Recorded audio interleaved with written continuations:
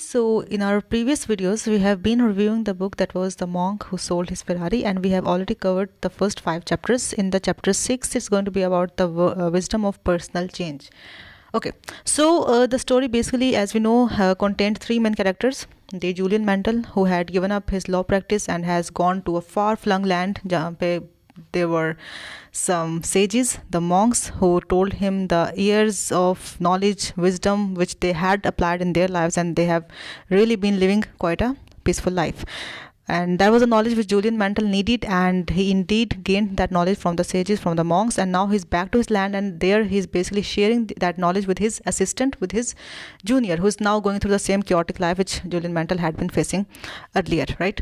So in this chapter, we see that Julian Mantle is basically at his assistant's house, at his junior's house, and there he is sharing with him the techniques which the monks have taught him.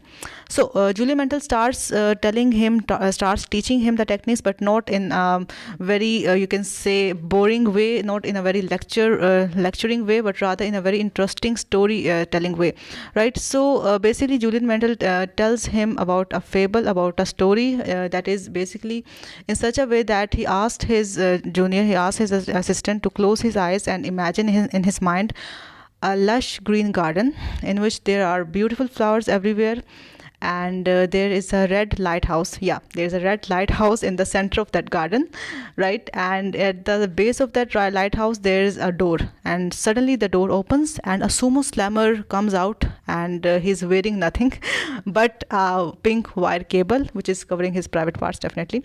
So this is kind of a story, a fable which he imagines in his mind, and basically each of the elements of this fable, each of the elements, or each of the element of this short story will be indicating, will be symbolizing a certain principle, a certain, you can say, helpful principle which we all can apply in our lives, but it's not in a very, you can say, usual way. It's a very unique way of teaching someone something, and it will also help us remember the techniques well. Okay, so the lecturer, the senior, the lawyer, basically asked his junior, the John, his name is John, basically he asked John to close his eyes and imagine a lush green garden, the flowers, the roses, the red lighthouse, which is very tall. It is quite 6 stories tall, and at the base of the lighthouse there is a door from which the sumo slammer comes out, and he's wearing a pink wire cable.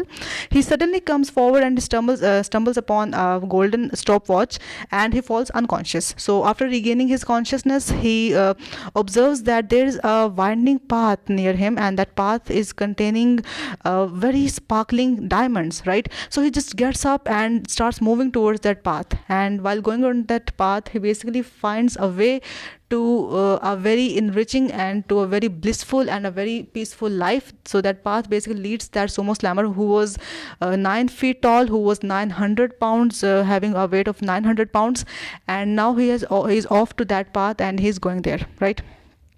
So this is what Julian Mantle teaches or tells his assistant, tells his junior, and this is his way of conveying the knowledge to him. Now we'll just wait that what will the next chapter will contain, and each of these elements will be explained one by one, that what each element is indicating in this story, in this fable, right?